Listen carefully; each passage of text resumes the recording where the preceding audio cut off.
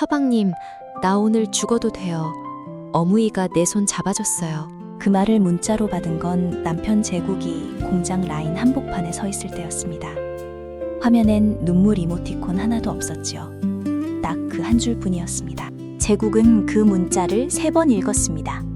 그러고는 장갑을 낀 손으로 눈두덩을 꾹 눌렀더랍니다. 시간을 조금 되돌려야겠습니다. 오늘이 어떤 하루였는지를요. 2026년 3월 경기도 외곽 낡은 빌라 3층. 옥분의 하루는 새벽 5시에 시작되었습니다. 알람보다 먼저 들려오는 소리가 있었지요. 침대 삐걱이는 소리, 그리고 뒤이어 터져나오는 한마디. 누구야? 거기 누구 있어? 옥부는 눈도 제대로 못 뜬 채 벌떡 일어났습니다. 이미 몸이 먼저 기억하고 있었던 거지요. 어머니 강술래, 올해 78. 치매 판정을 받은 지 꼭 3년째 되는 해였습니다. 처음엔 가스불을 끄는 걸 잊으셨지요. 그 다음엔 아들 이름을, 그 다음엔 당신 나이를, 그리고 지금은 낮과 밤을 구분하지 못하십니다. 기저귀는 아직 쓰지 않으십니다. 어머니가 그것만큼은 죽어도 싫다 하셔서 옥분이 밤사이 2번씩 깨워 화장실을 모시고 다녔더랍니다. 오늘도 잘 주무셨나, 어무이? 아침 6시, 옥부는 어머니 세안을 마치고 죽을 올렸습니다. 단호박죽이었지요. 어머니가 그나마 잘 드시는 게 단호박죽이었습니다. 이거 누가 쑤었어? 짜다고. 소금 한 톨 안 넣은 죽이었습니다. 네, 어머니, 다음엔 덜 짜게 할게요. 옥부는 웃었습니다. 피식, 소리도 나는 웃음이었지요. 어디서 나오는 웃음인지 옥분 본인도 몰랐더랍니다. 오전 9시, 제국은 출근하고 없었습니다. 빌라 안은 옥분과 어머니, 단둘이었지요. 옥분은 어머니를 거실 햇볕 드는 자리에 앉혀드리고 휴대폰을 켰습니다. 검색창에 적힌 글자는 이랬습니다. 치매 어르신 낮에 자꾸 우시면 어떻게 해야 하나요? 네이버 카페 치매 가족 모임. 가입한 지 2해가 넘었습니다. 옥분의 아이디는 경기도 며느리였더랍니다. 오늘도 답이 없네. 다들 나랑 똑같구와. 시아주버님은 셋이었습니다. 큰아들 재민, 둘째 재호, 셋째 재성, 그리고 막내가 남편 제국이었지요. 가족 단톡방 이름은 강신의 패밀리였습니다. 마지막 대화는 지난 설 연휴, 재민의 메시지로 끝나 있었지요. 어머니, 요양병원 알아봐. 옥분이도 힘들절다. 그 밑으로 제국의 답장이 하나 있었습니다. 형, 어머니가 집에 있고 싶다 하셨어. 그 이후로 2달째 아무도 답장을 하지 않았더랍니다. 나는 아무 말도 안 했지. 내가 뭘 말할 수 있겠어? 낮 2시, 어머니가 갑자기 일어나 현관으로 가셨습니다. 나 장 보러 가야 해. 애들 저녁 해줘야지. 어무이, 오늘 장은 제가 다 봐뒀어요. 들어가 계세요. 당신이 뭔데 나한테 이래요? 나 몰라요, 당신? 옥부는 어머니의 2 팔을 살며시 잡았습니다. 있는 힘껏 버티는 어머니의 손목이 생각보다 많이 가늘어져 있었지요. 그 가느다란 손목을 눕히는 순간 옥분의 눈에서 무언가가 먼저 알고 흘렀더랍니다. 오후 4시, 어머니는 소파에서 주무시고 계셨습니다. 옥분은 그 옆에 쪼그려 앉아 빨래를 개켰지요. 어머니의 잠든 얼굴은 깨어 계실 때와 달랐습니다. 주름 사이로 오래된 온화함 같은 게 남아 있었더랍니다. 그 얼굴을 보다가 옥부는 빨래를 내려놓았습니다. 그리고 아주 조용히 어머니 손 위에 자기 손을 얹었지요. 그때였습니다. 주무시던 어머니의 손가락이 꼼지락 움직이더니 옥분의 손을 꼭 쥐었습니다. 우리 딸. 눈은 감긴 채였습니다. 잠결이었지요. 그래도 그 손은 놓지 않으셨더랍니다. 옥부는 그 자리에서 꼼짝도 하지 못했습니다. 손이 저려오는 줄도 몰랐지요. 어미, 그게 오늘 오후의 일이었습니다. 그래서 옥분이 제국에게 그 문자를 보낸 거지요. 서방님, 나 오늘 죽어도 돼요. 어무이가 내 손 잡아줬어요. 3년이었습니다. 욕도 듣고 밀치기도 당하고 낯선 사람 취급도 받았던 3년. 그 3년 만에 처음으로 어머니가 먼저 손을 잡아주셨더랍니다. 빌라 창문 너머로 저녁 햇살이 길게 들어오고 있었습니다. 옥부는 어머니 손을 놓지 않은 채 그냥 거기 앉아 있었지요. 그냥 한참을요. 옥분이 이 집에 처음 발을 들인 건 꼭 8년 전 일이었습니다. 26, 옥분 48, 제국. 주변에서 말이 많았지요. 엄마뻘 시어머니, 오빠뻘 시아주버님들. 그래도 옥분은 왔습니다. 제국이 좋았으니까요. 말수는 적어도 밥은 꼭 차려주고 아프면 약국부터 달려가는 사람. 옥분에게 처음으로 수고했다 한마디 건넨 사람이었더랍니다. 이 사람이랑 살면 괜찮겠다 싶었어. 그때는. 처음 시어머니를 뵌 날 옥분은 잔뜩 긴장해 있었습니다. 강술래 여사는 그 긴장을 단번에 알아보셨지요. 그리고 아무 말 없이 부엌으로 들어가시더니 5분 만에 나오셨습니다. 손에 뭔가를 쥐고서요. 선. 옥분이 손을 내밀었습니다.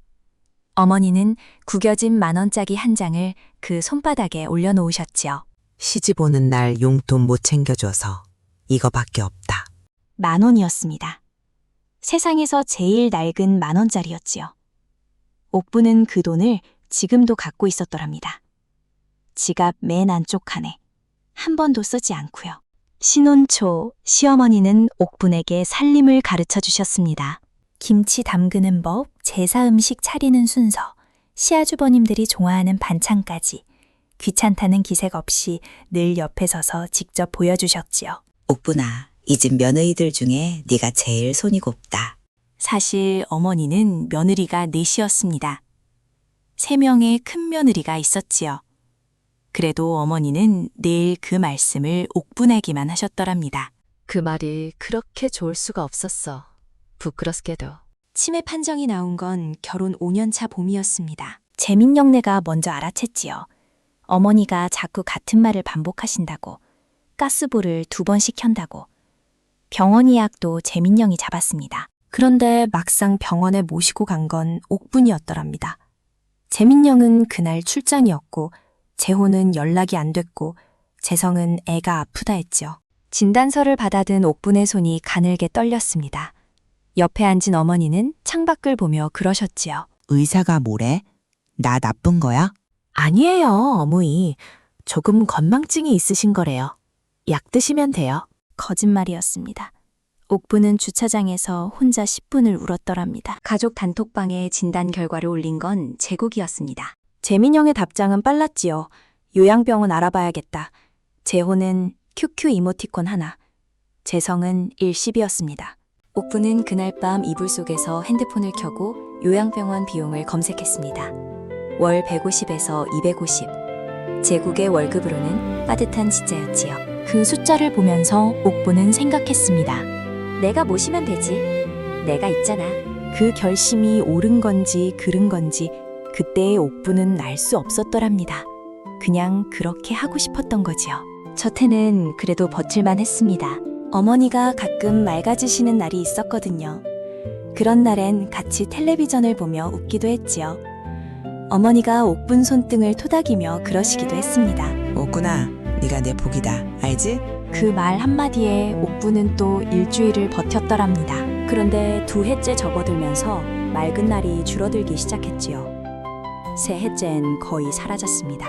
옥분이 제일 힘들었던 건 몸이 아니었습니다. 어느 날 아침 어머니가 옥분을 보며 소리를 지르셨지요. 당신 누구야? 왜 우리 집에 있어? 나나! 옥분은 웃으며 달랬습니다. 어머니, 저예요. 옥분이요.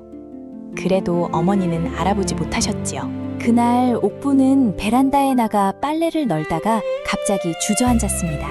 소리도 없이요. 어머니, 저 무서워요. 이 집에서 저 혼자예요. 아래층에서 아이 웃음소리가 올라왔습니다. 봄 햇살이 눈부시게 좋은 날이었더랍니다.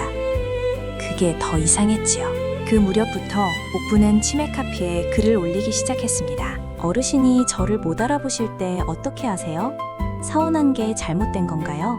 댓글이 23개 달렸습니다. 전국 각지의 경기도 며느리들, 부산 딸, 대전 아들이 썼지요. 잘못된 거 아니에요. 저도 매일 서운해요. 그 서운함이 사랑이에요, 언니. 우리 함께 버텨요. 옥분은 그 댓글들을 캡처해서 핸드폰 앨범에 모아뒀더랍니다. 버팀목이라는 폴더 이름을 붙이고서요. 나만 이런 게 아니구나. 그것만으로도 됐다. 8년 전 그 10,000원짜리 지폐.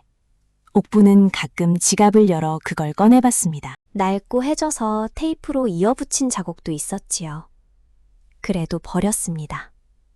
아니, 못 버렸습니다. 죄송해서요. 어무이가 처음으로 자기 손에 뭔가를 쥐어준 사람이었습니다. 세상에서 처음으로요. 오늘 낮 잠결에 손을 잡아주시던 그 온기가 아직 손바닥에 남아있는 것 같았지요. 어머니, 저 기억하세요? 저 옥분이에요. 빌라 복도에서 이웃집 발소리가 들려왔습니다. 제국은 아직 퇴근 전이었고 어머니는 방에서 주무시고 계셨지요. 옥부는 식탁에 앉아 식어가는 보리차를 두 손으로 감쌌더랍니다. 오늘 하루도 그렇게 저물어가고 있었습니다. 사단이 난 건 4월 첫째 주 일요일이었습니다. 재민형 내외가 들이닥친 건 예고도 없이였죠. 오전 11시 옥분이 어머니 머리를 감겨드리던 참이었습니다. 초인종도 한 번이었습니다. 기다리지도 않고 바로 문을 두드렸지요. 제구가 문 열어. 제국은 마침 장을 보러 나간 뒤였습니다. 옥분이 젖은 손을 닦으며 나가 문을 열었지요. 옥분아, 제구 걷어. 재민의 아내 선아는 들어오자마자 거실을 한 바퀴 훑어봤습니다. 무언가를 계산하는 눈빛이었더랍니다. 어머니를 방에 모셔다 드리고 나온 옥분에게 재민이 봉투 하나를 내밀었습니다. 이거 지난 분기 간병비 정산이야. 우리 셋이 나눠서 넣었어.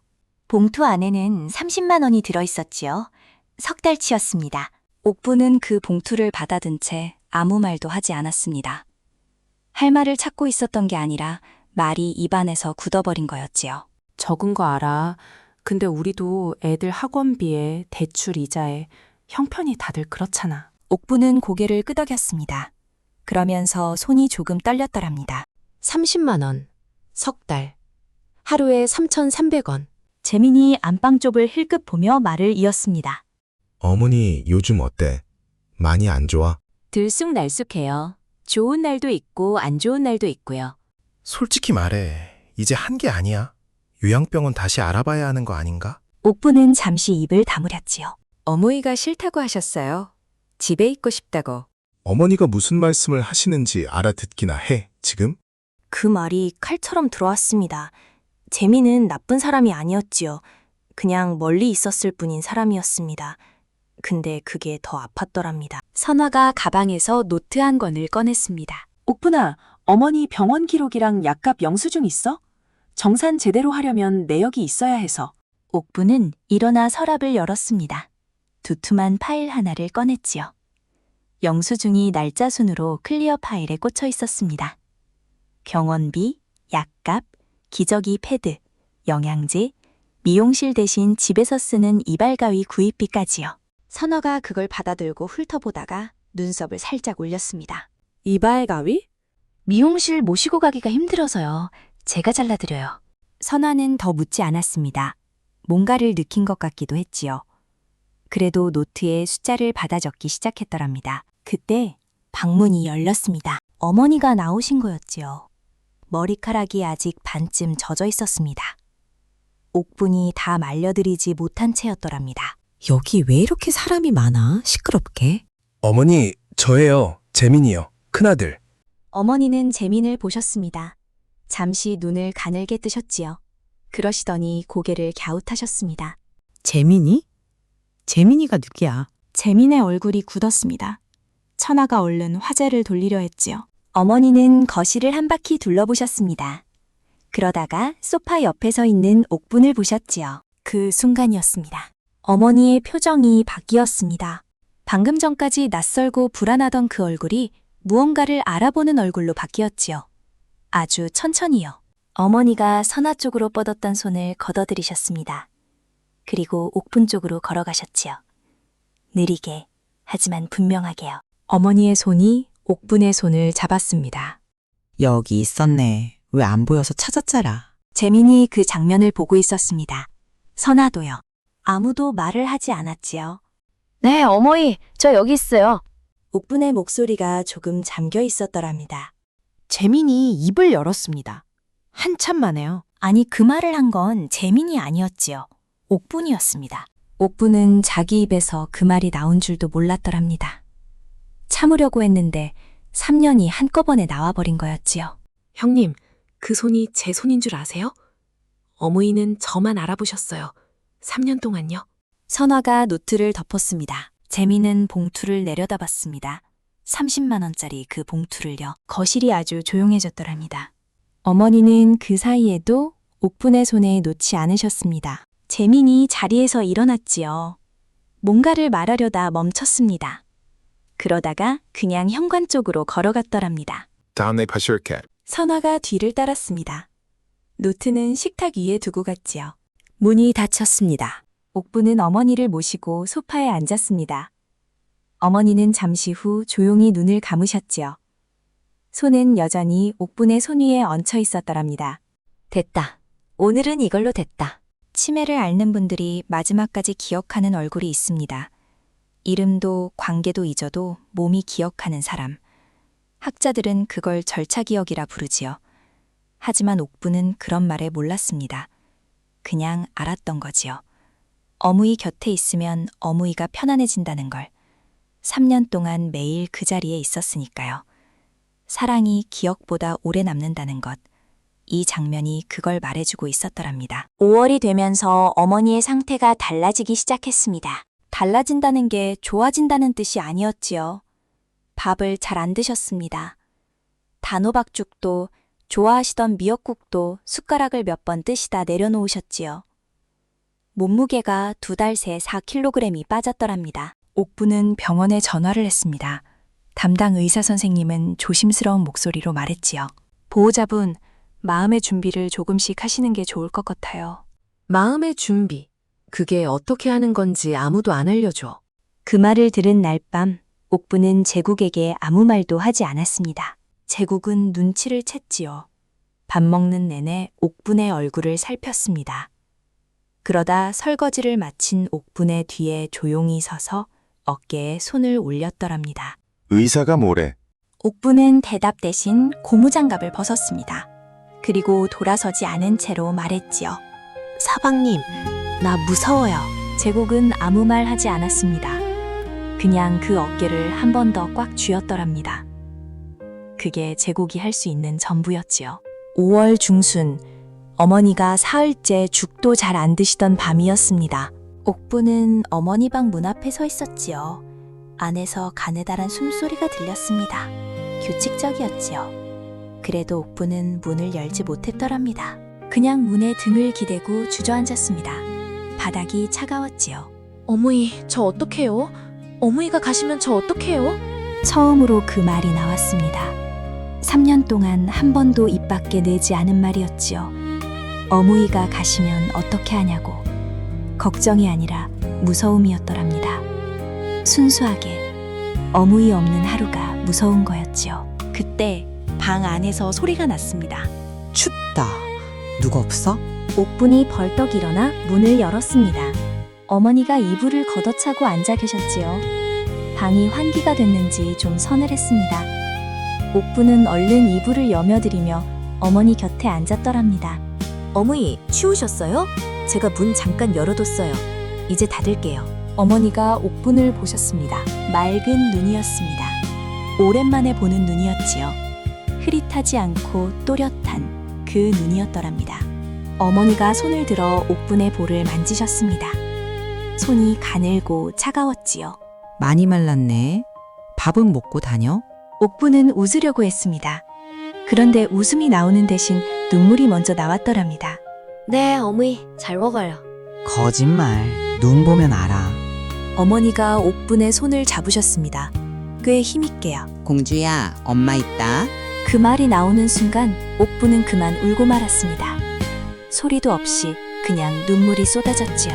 어머니는 그 손을 꼭 쥐인 채 등을 토닥이셨더랍니다. 아주 천천히 오래오래요. 다음 날 아침 제국이 형들에게 연락을 했습니다. 이번엔 단톡방이 아니었지요. 한 명 한 명 전화를 했더랍니다. 형, 어머니 뵈러 와. 이번엔 진짜. 재민이 왔습니다. 재호도 왔지요. 재성도 반차를 쓰고 왔더랍니다. 처음으로 셋이 한날 한자리에 모인 거였지요. 오랜만에 보는 얼굴들이었습니다. 옥부는 부엌에서 미역국을 끓였습니다. 다들 왔으니 밥은 먹여야 했지요. 그 미역국 냄새가 집안에 퍼지는 동안 방에서는 아들 셋이 어머니 손을 잡고 있었더랍니다. 점심을 먹고 재성이 부엌으로 들어왔습니다. 형수, 설거지 제가 할게요. 옥부는 잠시 멈칫했습니다. 8년 동안 처음 듣는 말이었지요. 아, 괜찮아요. 제가 할게요. 아니에요. 형수 좀 쉬세요. 진짜로요. 재성이 앞치마를 찾아 두르기 시작했습니다. 서툴게요. 앞뒤를 잘못 입었더랍니다. 옥부는 그 모습을 보다가 그냥 식탁에 앉았습니다.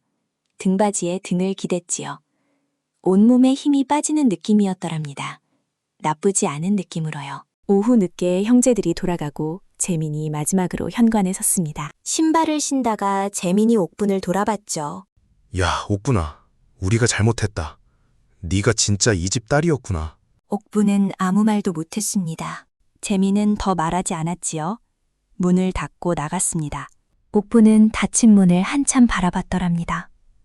그 말이 8년치 외로움에 닿는데 한참이 걸렸지요. 천천히, 아주 천천히 스며들었습니다. 됐다. 그 말 한마디면 됐다. 그날 밤 어머니는 오랜만에 죽을 반 그릇 드셨습니다. 옥분이 숟가락을 들을 때마다 어머니가 잘 받아 드셨지요. 흘리지도 않으셨더랍니다. 다 드시고 나서 어머니가 옥분을 보며 그러셨습니다. 맛있다. 단호박죽이었습니다. 늘 짜다고 하시던 그 죽이었지요. 옥분은 빈 그릇을 들고 부엌으로 돌아오면서 혼자 웃었습니다. 피식, 소리 없이요. 챕터 1에서 그 웃음이 어디서 나오는지 몰랐다고 했지요. 이제는 알 것 같았더랍니다. 이 맛에 하는 거지, 이 맛에. 6월이 왔습니다. 어머니는 이제 하루 대부분을 주무셨습니다. 깨어 계시는 시간이 점점 줄어들었지요. 그래도 옥부는 그 짧은 시간을 놓치지 않으려 했더랍니다. 어머니가 눈을 뜨시면 옥부는 늘 거기 있었습니다. 침대 옆 작은 의자에 앉아서요. 책을 읽는 척, 핸드폰을 보는 척 하면서도 사실은 어머니 숨소리를 듣고 있었지요. 눈 뜨시면 내 얼굴이 제일 먼저 보여야 해. 낯선 데 있다고 무서워하시면 안 되니까. 어머니가 맑은 날이면 옥부는 커튼을 걷었습니다. 창가로 햇살이 들어오면 어머니가 좋아하셨거든요. 눈을 가늘게 뜨시고 볕을 쬐시는 그 얼굴이 옥분이 제일 좋아하는 어머니 얼굴이었더랍니다. 어느 오전 햇살이 유난히 좋은 날이었습니다. 어머니가 창밖을 보시다가 느닷없이 그러셨지요. 저 나무 참 좋다. 저거 뭐야? 아카시아 나무예요, 어머니. 아카시아. 그래, 아카시아. 어머니가 그 이름을 되뇌셨습니다. 마치 처음 배우는 말처럼요. 옥부는 그 모습이 좋아서 창밖을 같이 봤더랍니다. 아카시아 꽃이 한창이었지요. 6월 셋째 주 새벽 3시였습니다. 옥분이 습관처럼 잠에서 깼지요. 어머니 방을 확인하러 가는 길이었습니다. 문을 열었을 때 느낌이 달랐더랍니다. 방 안이 너무 고요했지요. 숨소리가 들리지 않았습니다. 옥부는 어머니 코앞에 손을 가져갔습니다. 그리고 그 자리에 그냥 서 있었지요. 한동안요. 전화를 해야 한다는 걸 알았습니다. 제국을 깨워야 한다는 것도요. 그런데 그 전에 딱 1분만 이렇게 있고 싶었더랍니다. 어머니 손이 이불 위에 가지런히 놓여 있었습니다. 옥부는 그 손을 두 손으로 감쌌지요. 차가웠습니다. 그래도 놓지 않았더랍니다. 어머니, 수고하셨어요. 진짜 수고하셨어요. 장례는 3일장이었습니다. 재민, 재호, 재성이 모두 왔지요. 큰며느리 선아도 다른 며느리들도 왔습니다. 조문객들이 줄을 이었더랍니다. 옥부는 장례 내내 빈소를 지켰습니다. 밥을 챙기고 차를 드리고 사람들을 맞이했지요. 오는 시간이 없었습니다. 울고 싶은데 몸이 먼저 움직였더랍니다. 발인 날 아침, 제국이 옥분의 손을 잡았습니다. 울어도 돼. 옥부는 고개를 저었습니다. 나중에요. 다 보내드리고 나서. 제국은 더 말하지 않았지요. 그냥 그 손을 꼭 쥐고 있었더랍니다. 어머니를 보내고 사흘 후였습니다. 재민이 어머니 물건을 정리하러 왔지요. 장롱 맨 아래 서랍을 열다가 재민이 멈췄습니다. 낡은 통장 하나가 나왔더랍니다. 은행 이름도 희미한 아주 오래된 통장이었지요. 옥분아, 이거가. 옥분이 다가가 통장을 받아들였습니다. 표지 안쪽에 볼펜으로 적힌 글자가 있었지요. 삐뚤빼뚤한 글씨였습니다. 치매가 오기 전에 쓰신 것 같았더랍니다. 딱 5글자였습니다. 옥분이 고센비. 통장 잔액은 230만 원이었습니다. 용돈을 아끼고 아끼신 거였지요. 명절마다 아들들이 드리는 돈을 쓰지 않으신 거였더랍니다. 언제부터 모으셨는지는 알 수 없었습니다. 재민이 그 통장을 들고 한참을 아무 말도 하지 못했지요. 어머니가 알고 계셨구나. 다 알고 계셨어. 재호가 고개를 숙였습니다. 재성은 밖으로 나갔지요. 곧 복도에서 코 푸는 소리가 들렸더랍니다. 제국은 옥분을 받습니다. 옥분은 그 통장을 가슴에 꼭 안고 있었지요. 그제야 울었습니다. 장래 내내 참았던 눈물이 그제야 나왔더랍니다. 소리도 없이 그냥 쏟아졌지요. 남편 제국이 옥분을 안았습니다. 재민이, 재호가, 재성이 그 옆에 서 있었지요. 아무도 말하지 않았습니다. 그냥 다 같이 거기 있었더랍니다. 창문 너머 아카시아 나무가 바람에 흔들리고 있었습니다. 꽃은 다 졌지만 잎이 푸르렀지요. 어머니가 그 나무를 좋아하셨더랍니다. 이름을 되뇌시던 그 목소리가 아직 이 방에 남아있는 것 같았지요. 어머니, 저 잘 살게요. 걱정 마세요. 어떤 사랑은 말로 전해지지 않습니다. 통장 한 권에 담기기도 하고 잠결에 잡아주는 손 하나에 담기기도 하지요. 강술래 여사는 기억을 잃어가면서도 끝까지 옥분을 알아보셨습니다. 몸이 온기가 기억하고 있었던 거지요. 그리고 옥분은 그 사랑을 3년 동안 온몸으로 받아내고 있었더랍니다. 서로가 서로의 마지막 손을 잡아준 두 사람이었습니다. 이 아담이 우리에게 전하는 까닭이 무엇이겠습니까? 사람의 진심이란 아무리 긴 시간이 지나도 아무리 많은 것을 잊어도 끝내 사라지지 않는 법이지요. 강술래 여사는 아들의 얼굴도 당신 나이도 잊으셨지만 옥분의 손만큼은 놓지 않으셨습니다. 기억보다 깊은 곳에 사랑이 자리하고 있었던 거지요. 그리고 옥분은 아무도 알아주지 않아도 아무도 곁에 없어도 그 자리를 지켰습니다. 노가 시켜서가 아니라 그냥 거기 있고 싶었기 때문이지요. 돌봄이란 거창한 것이 아니더랍니다. 눈을 뜨면 내 얼굴이 보이도록, 추우면 이불을 여며주고, 맛있다 한마디에 웃음이 나도록 그 작은 하루들이 쌓여 누군가의 생의 마지막을 따뜻하게 만드는 것이 아니겠습니까? 30만 원짜리 봉투와 230만 원짜리 낡은 통장, 그 차이가 무엇인지 우리는 이미 알고 있지요. 옥분이 고생비, 그 5글자가 세상 어떤 말보다 무겁고 따뜻했더랍니다. 본 이야기는 허구임을 알려드립니다.